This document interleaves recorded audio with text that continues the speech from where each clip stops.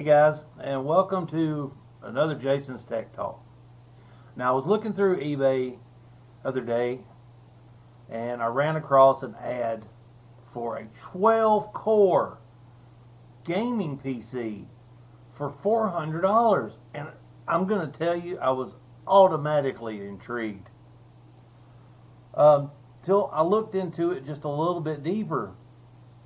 Now this isn't the one I found the first day. That one is actually already sold. But I did find this one. 12-core gaming computer. But it says it's a quad core. So how does that work? Well, for $359, you can get a quad core computer, CPU, and 8 GPU cores for a total of 12 cores. Now, if that isn't a deal, that's not a deal. And if you'll look here, you can play Fortnite at 30 frames per second. Just a little bit of a background. Yes, your CPU cores, most people understand how that is.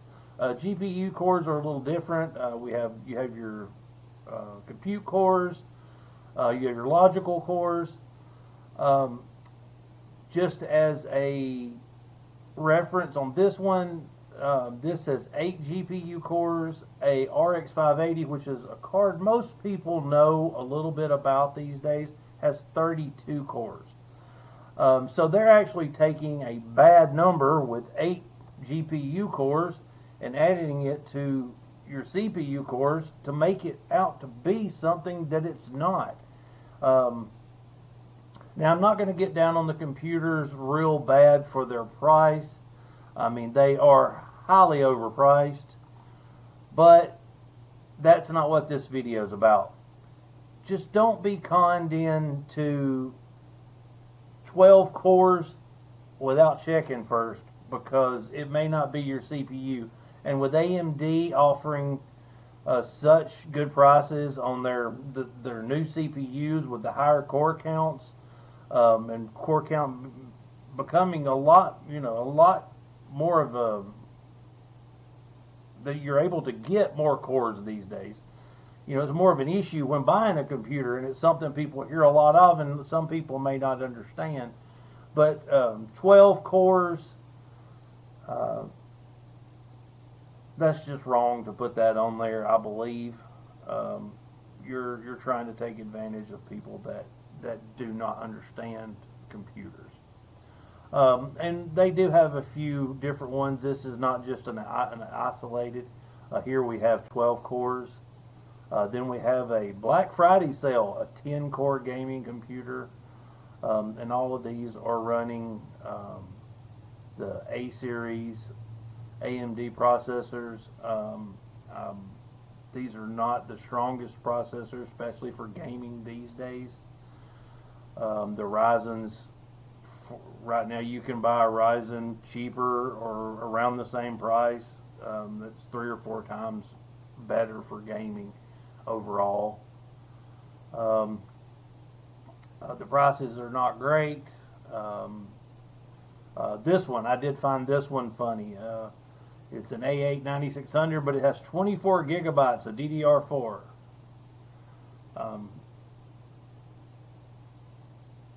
That's hard to do. Because you're going to have to be running an odd number of sticks, or sticks of different, because there it comes 4, 8, 16, 32. So to get 24, you're going to have a break there somewhere. You're either going to have to run an 8 and a 4, a couple of 4s and a 16, or they're not going to all be the same. So I'd like to see how that worked out.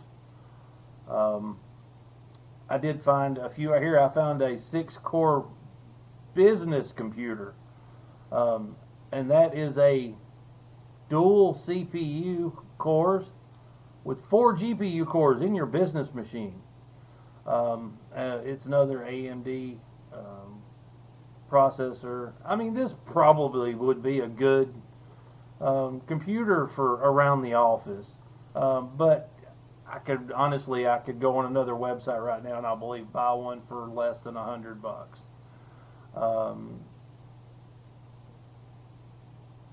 And I just wanted to show this, guys. Oh wait, they do. I take that. I wanted to show you guys this. They do have a few computers on here that would be okay for gaming. So you know, they're not just putting together complete pieces of crap. These computers could do some gaming. The FX 8350 is not a bad processor. I actually owned one myself. Actually thinking about bringing it back out and putting it in another system. But for the price, not so much. Here we got $709 for an RX 580, an 8350, 16 gigabytes of RAM. It's a little bit overpriced. And then this one, the reason I can say something about this one is I actually owned this exact system. I bought it about 5 years ago from a pretty reputable company, and I paid $400 for it 5 years ago, if that tells you anything. So they're asking $819 for something I bought pre-built for $400 5 years ago. Now, that was a really good price, because at the time the GPU itself cost $200, the processor was around $100, and the power supply wasn't the best. I had to replace it. It didn't come with much of a hard drive, and it only came with 4 gigs of RAM. But for $400, it was a really good starting point. And this at $400 would be a decent starting point, but not at $1995. All right, guys, I just wanted to show you all those numbers. I hope you enjoyed I hope you enjoyed this. I hope you come back, subscribe, come back, comment, leave the likes and dislikes so I know what to do in the future. If you want to check out some of my other videos, I am doing a giveaway on a Ryzen 2200G processor. Go sign up for that. And have a great day, and come back and see me.